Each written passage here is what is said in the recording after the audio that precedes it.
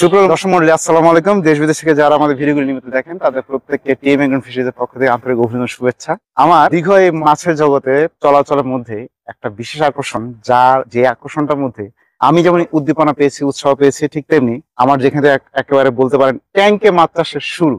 এবং আমি এই ক্ষেত্রে যাকে আমি গুরু মানি একেবারে বাস্তব কথায়, সেই নাটোরে আমাদের সেই বহুকাঙ্ক্ষিত, আপনাদের বহু প্রশ্ন ছিল ওনাকে নিয়ে, ওনার প্রজেক্ট শেষ হয়ে গেল কিনা, বা উনি কোথায় আছেন, কেমন আছেন, সেই প্রশ্ন দেওয়ার জন্য সেই মিলন স্যারকে আমরা আপনাদের সামনে সরাসরি উপস্থিত করেছি।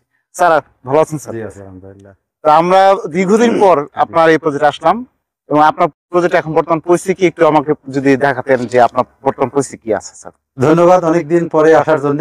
প্রথম যখন আসছিলেন তখন সবই হয়তো নতুন ছিল, এখন 4-5 বছরে অনেকটাই পুরাতন হয়ে গেছে। অনেক জায়গায় দেখতেছেন হয়তো একটু ছিঁড়ে ফেটে গেছে, কিন্তু আসলে সৌন্দর্য নষ্ট হলেও মাছের চাষটা ঠিক আছে। এখন আমরা দেখবো ওনার প্রজেক্টে কি কি পরিণত। স্যার একটু আমাদের যে মাছগুলো দেখাতেন। জি জি জি। আচ্ছা স্যার, এই ট্যাঙ্কে কি আছে? এই ট্যাঙ্কটা হলো আমার একটা 80,000 লিটারের ট্যাঙ্ক। এই ট্যাঙ্কের ভিতরে আমি বিভিন্ন সময় পোনা নিয়ে এসে নার্সিং করি। আচ্ছা। তো আমি এখানে মাসখানিক আগে এখানে কিছু পাঙ্গাসের পোনা নিয়ে আসছি। এই পাঙ্গাসের পোনাগুলো এখানে নার্সিং করবো। আপনি জানেন যে পুকুরে কিন্তু ধান পোনা বা রেণু পোনা এগুলা ছাড়া যায় না, যেহেতু পুকুরে বিভিন্ন ধরনের সাপ, ব্যাঙ, পোকামাকড় থাকে, সেগুলা ধানি পোনা বা রেণু পোনাকে সহজে খেয়ে নিতে পারে। এই জন্য পুকুরওয়ালারা সবসময় দেখবেন সাদা মাছ করলে কেজিতে 4-5টা বা হাফ কেজি ওজন এরকম করে। তো আমাদের এদিকে পাঙ্গাস মাছটা খুব একটা হয় না, সাধারণত ময়মনসিংহ, যশোর এই সাইডে পাঙ্গাস মাছ বেশি করে। তো আমাদের এখনকার এই নাটোর এবং সারাউন্ডিং 40 কিলোর মধ্যে অনেক চাষি আমাদের পাঙ্গাস করতেছে। তো তারা যে পাঙ্গাসটাকে নার্সিং করে দিচ্ছি, এই পোনাটা পুকুরে চলে যাবে। আচ্ছা স্যার, এই পুকুরটা কি আছে? স্যার এই ট্যাঙ্কটা হলো আমার একটা 1 লক্ষ লিটারের ট্যাঙ্ক। এই ট্যাঙ্কের ভিতরে আপনারা সবার পরিচিত বায়োফ্লকের হাত ধরে যে মাছের নাম জানে না এমন কোনো লোক নাই, সেটা হলো ভিয়েতনামি কই মাছ। ভিয়েতনামি কই মাছ? হ্যাঁ, ভিয়েতনামি কই মাছ। এই মাছটা আমি একসময় রাগ করে চাষ করা ছেড়ে দিয়েছিলাম, কারণ আমাদের দেশে এই ভিয়েতনামি কই মাছটা বিভিন্ন ধরনের ক্রস ব্রিডিং হতে হতে এখানে রাক্ষসী প্রজাতির হয়ে গেছিল, এবং ম্যাক্সিমাম চাষিরই একটা অভিযোগ ছিল যে পুকুরে মাছ দেই, মাছ পাই না। তো যে কারণে আমি আবার চেষ্টা করতেছি যে অরিজিনাল ভিয়েতনামি কইয়ের পোনাটাকে নার্সিং করে চাষিদের হাতে তুলে দিতে।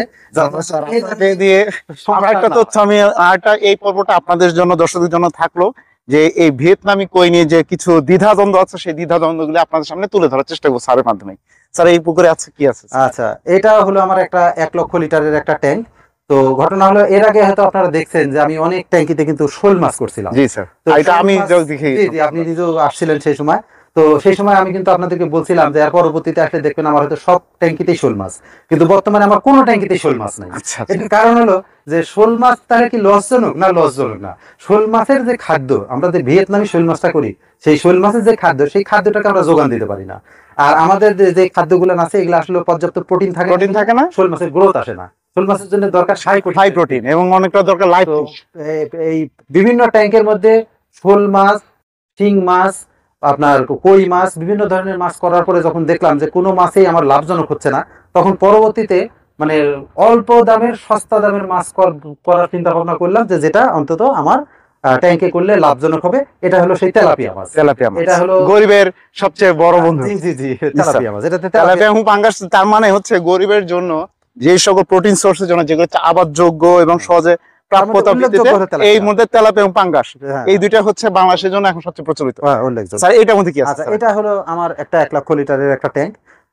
এই ট্যাঙ্কের ভিতরে একটু মিশ্র করা আছে। মিশ্র কি আছে? এখানে আমার মিশ্র আছে হলো কিছু পাঙ্গাস দেওয়া আছে। কালচার করতেছি যে পাঙ্গাসটা ট্যাঙ্কের ভিতরে সর্বোচ্চ কত বড় হয়, এটা একটা পরীক্ষা নিরীক্ষা করার ব্যাপার আছে।